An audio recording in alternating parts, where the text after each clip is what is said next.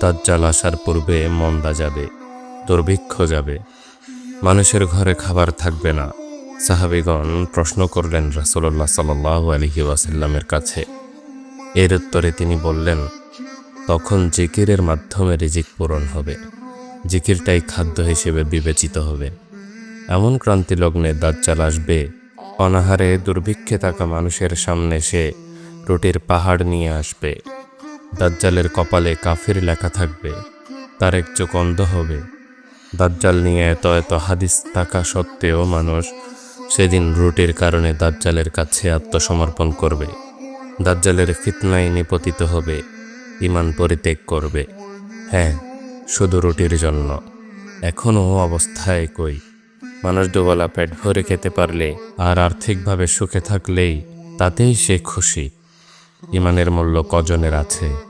তাওহীদ আজকে গৌণ। দুবেলা খেতে পারা, একটু ভালো থাকা, এটার মূল্যই আজ ঈমানের থেকেও বেশি, তাওহীদের থেকেও বেশি। হায় আফসোস।